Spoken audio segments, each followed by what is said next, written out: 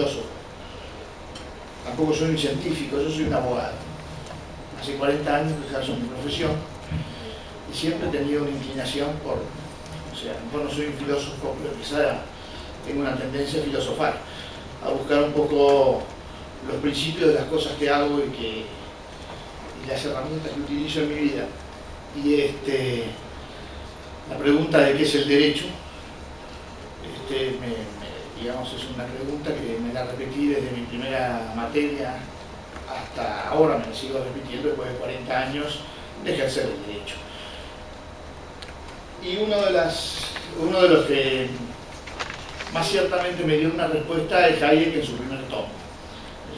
Su primer tomo de Derecho, Legislación y Libertad, que leí hace ya unos 15 años, y que ahora, cuando ya uno está en una etapa de la vida que a lo mejor la profesión, no digo que la deja uno a la profesión, pero empieza a pensar en otras cosas, me he dedicado a estudiarlo y bueno, estudiar sobre todo a tratar de robarles a Hayek a los economistas. Porque Hayek tuvo un premio Nobel de Economía, pero yo creo que es un excelente filósofo del derecho. Y lamentablemente en nuestras facultades de Derecho, en Introducción al Derecho, en Filosofía del Derecho, Hayek está ausente. Incluso en nuestras universidades católicas, que siguen de alguna manera la tradición tomista, escolástica del derecho natural, no se lo menciona Hayek. Será por su agnosticismo, será por su liberalismo, pero no se lo menciona. Y eso a mí me preocupa porque creo que es un filósofo del derecho que tenemos que difundirlo. Y en eso estoy. Voy a tratar de hacerles un resumen de lo que es mi ponencia, que es un resumen de lo que pienso. Quiero, en alguna medida, el objetivo de la ponencia es decir, o llegar a convencer que el orden espontáneo, aplicado al derecho, es la mejor manera de que se haga vigente, es a través de los jueces, o sea, a través del sistema judicial, no del legislador, sino del sistema judicial. Hayek lo dice en su tomo primero y en alguna manera elogia el sistema del common law, que es un sistema donde las normas las hacen los jueces, pero yo creo que también es aplicable al sistema continental. Entonces voy a tratar de ser ordenado, discúlpenme si no lo soy, porque no es esto, me da la sensación de estar dando un examen, ¿no? Porque la verdad, entre tantos científicos, estudiosos, filósofos, estoy hablando de temas que no son tan familiares para mí. El orden espontáneo, evidentemente, es el centro del pensamiento de Hayek, como me dijo mi padrino de facto de tesis, si alguna vez la hago, que es Zanotti.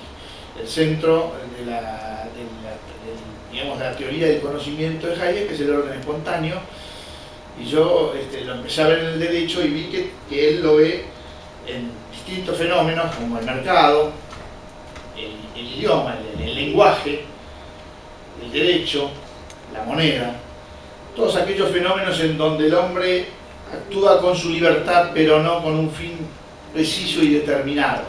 Esa manera de actuar del hombre van creando un orden que él lo llama el orden espontáneo.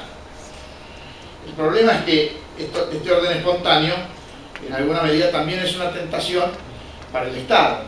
O sea, en alguno de estos órdenes espontáneos el Estado, siempre el hombre interviene, aún cuando tiene un orden espontáneo que viene de atrás.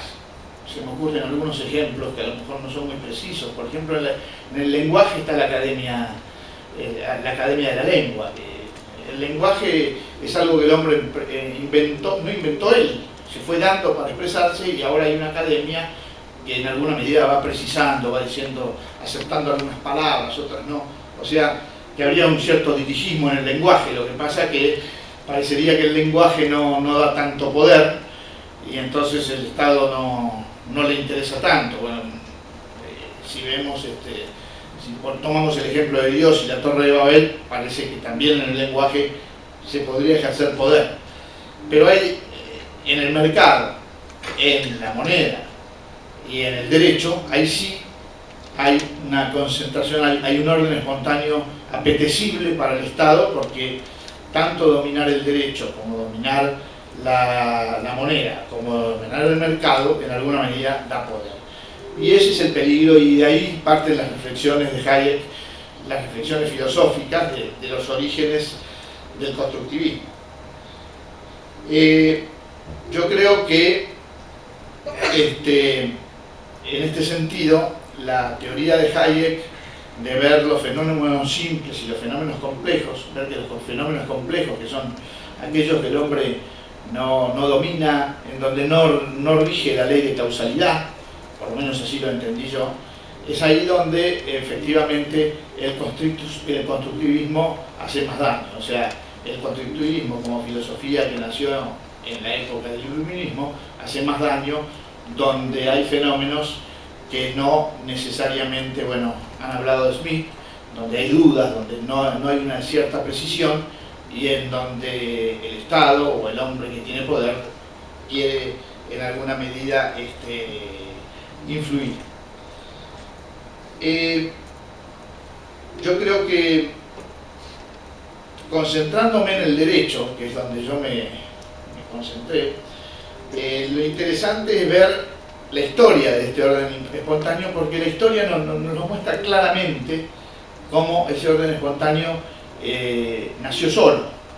O sea, yo creo que hay una obra importantísima, por lo menos en mi formación, que es La ciudad antigua de Fuster de Coulanges. En La ciudad antigua, Fuster de Coulanges tiene un artículo sobre el concepto de ley en la ciudad antigua. O sea, él llama ciudad antigua de ciudades, digamos, de la antigüedad clásica griega y los principios de la ciudad de Roma. En esa época la ley era algo que venía de los dioses, o sea, los hombres no podían cambiar la ley, no había un concepto de ley como hoy, porque no había órganos que en alguna medida establecían la ley. Un ejemplo clarísimo es el drama de Antígona de Sófocles. Ahí es donde Antígona se enfrenta con el tirano Creonte y dice: esto lo mandan los dioses, yo lo tengo que hacer porque lo mandan los dioses. O sea, así pensaba el hombre primitivo. La ley no era escrita, la ley era algo que le venía y que en alguna medida se imponía por su utilidad. Hablando un poco de utilidad, evidentemente aquellas naciones que tenían mejores leyes eran las que más, en el sentido no leyes escritas, sino costumbres hechas leyes, hechas obligatorias, eran las sociedades que prosperaban. Ahora, ¿cuándo nace el derecho escrito?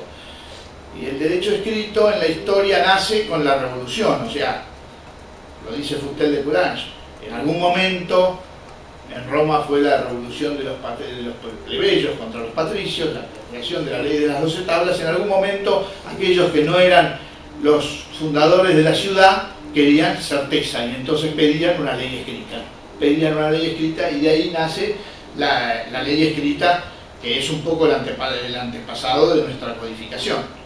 O sea, la certeza es lo que trajo la ley escrita, pero el mismo Fuster de Coulanges dice: bueno, cuando la ley es escrita dejó de ser hecha por los dioses y los hombres que la escribían la podían cambiar. Este principio que menciona Fuster de Coulanges es en alguna medida lo que más me llamó la atención de cómo lo estudia Hayek. O sea, efectivamente, cuando hay un poder legislativo que puede cambiar las normas de conductas, que no otra cosa es el orden espontáneo, porque puede haber normas de organización, pero el orden espontáneo es las normas de conducta, lo que tenemos nosotros en el Código Civil, que ahora aparentemente lo quieren cambiar.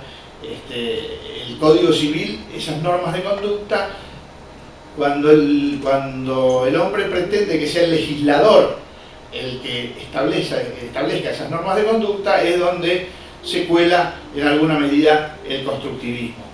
En la historia ocurrió con la codificación justinianea, o sea, no en vano el derecho, el emperador quiso que la ley sea lo que el emperador decía que era. Entonces, en alguna medida es con Justiniano donde aparece la primera, digamos, esfuerzo constructivista.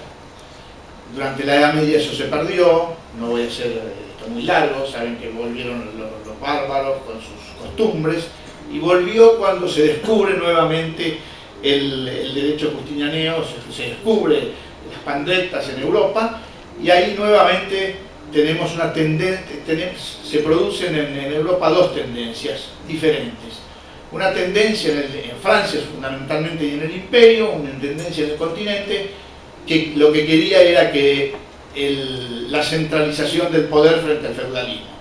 O sea, ¿y cómo lo lograron? Utilizando la legislación, el derecho romano. O sea, el derecho romano empezó a darle más poder al rey sobre los señores, y en alguna medida se produjo una concentración del poder que, a pesar de que la Revolución Francesa consistió en un enfrentamiento contra la monarquía, no era más centralista que la Revolución Francesa, como lo dice Tocqueville en su libro,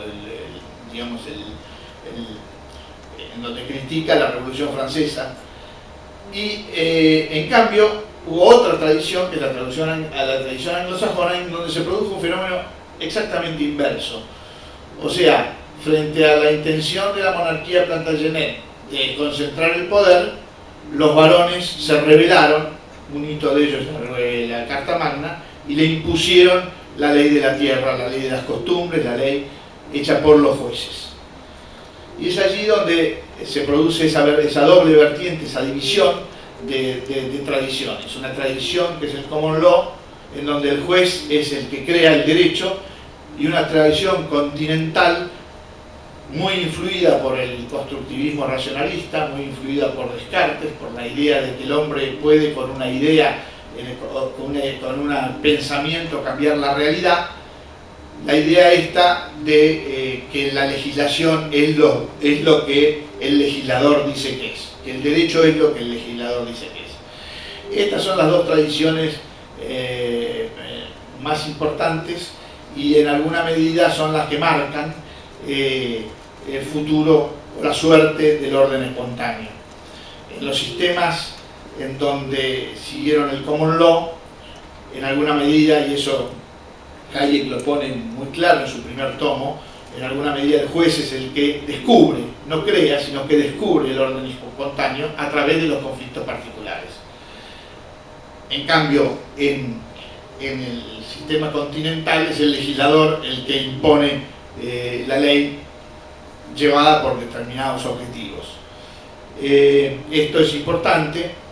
Hay un jurista americano que con una figuración muy interesante dice que en Estados Unidos o en Inglaterra el héroe del derecho es el juez, y en cambio en el derecho continental el héroe del derecho es el jurista, es el autor, Yevin, en fin, todos los Savigny. En cambio en Estados Unidos es Marshall, son los jueces los que son los héroes del derecho. Esta diferencia es importante, y voy un poco ya, no sé si cuánto me queda, pero concentrar un poco, 12, 13 minutos, concentrar un poco qué nos ocurre a nosotros, porque yo creo que en este lugar hemos discutido mucho, y a mí la verdad me ha encantado todo el tema, digamos, doctrinario, todo el tema científico, pero de afuera de esta universidad sabemos lo que nos está pasando en este país, lo que pasa en Sudamérica, lo que pasa en el mundo, y realmente es muy preocupante.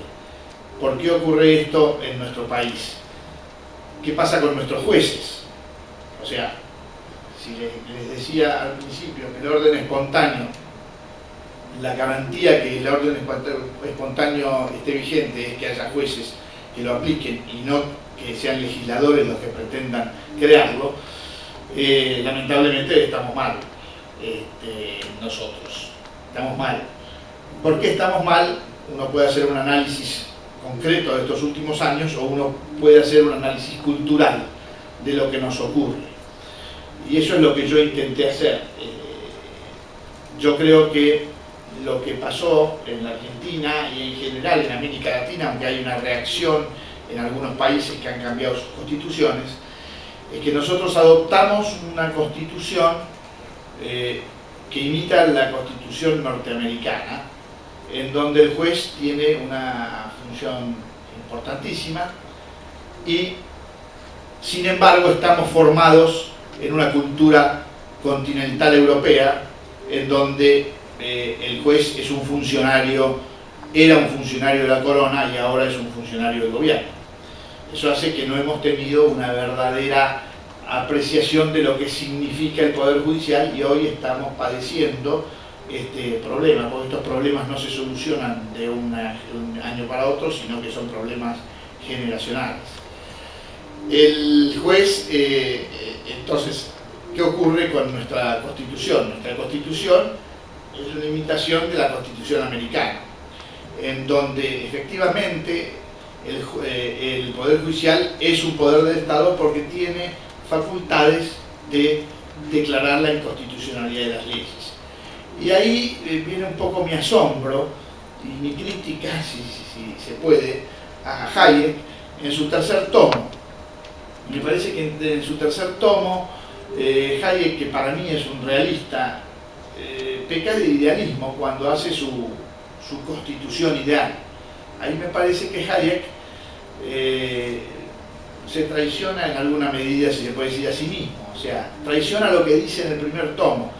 Él pretende crear un órgano legislativo en el cual el orden espontáneo, o sea, las normas de conductas estén en manos de una cámara, que él llama cámara legislativa, en lugar de la cámara gubernativa, que sería una cámara aristocrática designada con determinadas características entre personas de distintas edades, en donde no incide la política, para que, con una duración en el mandato de 15 años, para que esa cámara sea la que crea, la que en alguna medida modifique y atiende digamos, sancione las normas de conducta, mientras que las normas de organización estarían a cargo de lo que sería la Cámara Gubernativa.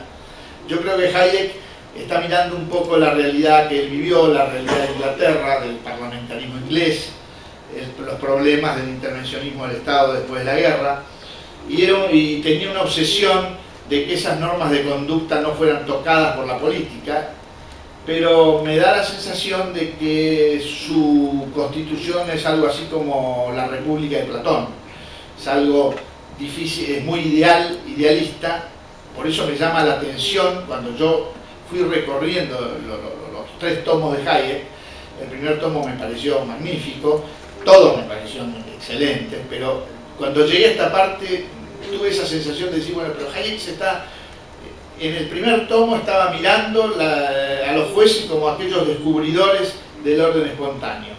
Y sin embargo, en el último tomo, él crea un estado ideal en donde aparentemente esta función la da a un órgano semi-aristocrático pero legislativo.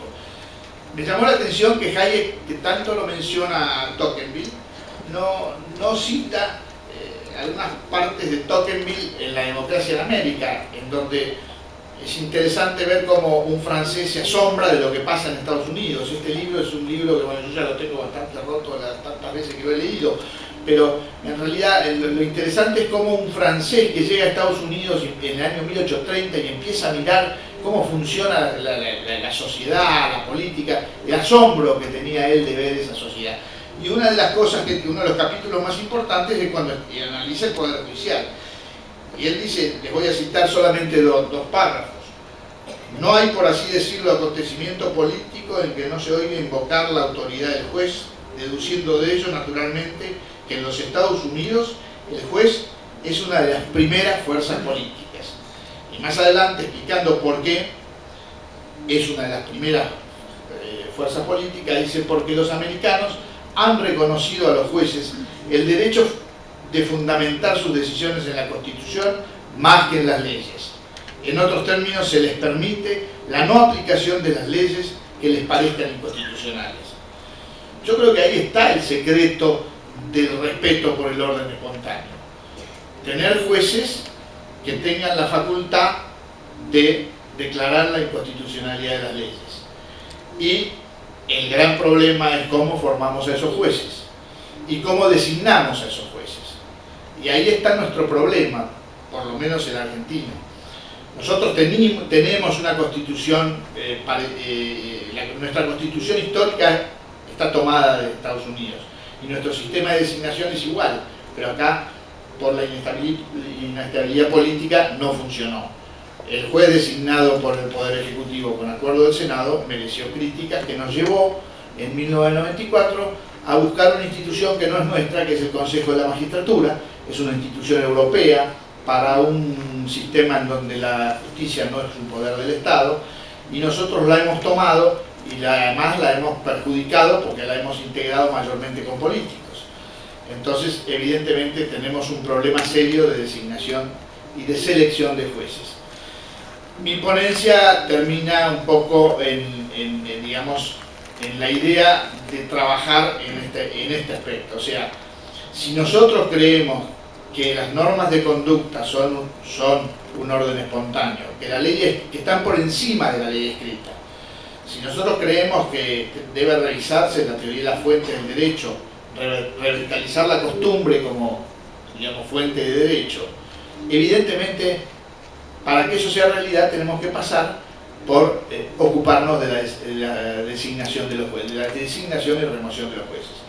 Creo que nuestra sociedad, creo que nuestra doctrina jurídica en general no le ha dado tanta importancia a este tema por muchos años. Y hoy vemos los resultados. Hoy el Poder Judicial sí es noticia, pero es noticia porque es un instrumento del poder político. O sea, el Poder Judicial pasa a ser más constructivista que el poder político. Y ahí está nuestro problema. No sé si sobra el tiempo o no. Bueno, en alguna medida redondeando este tema, como ustedes verán, quizá yo soy demasiado práctico. La practicidad que bueno, lamentablemente me la ha dado 40 años de ejercicio profesional, de vivir en esto y de meditar de cómo el orden espontáneo, o sea, el derecho, lo hacen los jueces, lo hacen los abogados con sus consultas, cómo uno cada vez que se enfrenta con un cliente se encuentra con un problema entre que es la legislación positiva y lo que realmente debe ser, cómo tiene que encontrar la interpretación que un juez daría a determinadas conductas. Y esto es en alguna medida lo más rico de Hayek, ¿no? Hayek esto lo ve, lo describe con tanta realidad en su primer tomo que a mí realmente me apasionó. Realmente en su primer tomo él describe esta realidad de los operadores del derecho descubriendo el orden espontáneo. Y como yo tengo una gran afición a la historia, enseguida me salió a la mente la obra de Fustel de Coulanges, la historia romana, y una pregunta que yo siempre me hacía de chico, decía, ¿por qué Roma fue un imperio? ¿Por qué Roma fue un imperio? ¿Por qué no cualquiera de las ciudades que había ahí en ese momento, en Italia, en Grecia, con la cultura que tenían las colonias griegas del sur de Italia? ¿Por qué ninguna logró ser un imperio? Y bueno, una respuesta rápida es decir, porque tenía un ejército eficiente. Sí, tenía un ejército eficiente, pero yo creo que Alejandro también tuvo un ejército eficiente, sin embargo hizo un imperio que desapareció rápidamente. O sea, los persas también tenían un ejército eficiente, había algo más. Y ese algo más es el derecho. O sea, y el derecho como un orden espontáneo. Cuando uno empieza a mirar la historia de Roma, cómo van naciendo las instituciones de Roma, digamos, las distintas magistraturas, nadie las inventaba, nacían por una necesidad. O sea, estaban los cónsules y aparecía el tribuno de la plebe cuando había una revolución y se necesitaba, y se le daban determinadas facultades, pero no otras. Entonces, y el derecho empezaba a difundirse como una norma de conducta que permitía hacer negocios, que permitía comerciar, que permitía, en fin, no en vano son los creadores de la sociedad colectiva, de la sociedad comandita, de todas las instituciones que hoy tenemos. Entonces, esto es lo más importante, el orden espontáneo. El orden espontáneo que se dio en la República Romana. Después vino el Imperio, que es otra historia, pero digamos la República en alguna medida fue una república imperial porque tenía un derecho eficiente, un derecho que en alguna medida satisfizo incluso a los pueblos que eran conquistados. Bueno, nada más, estoy dispuesto a las preguntas que quieras.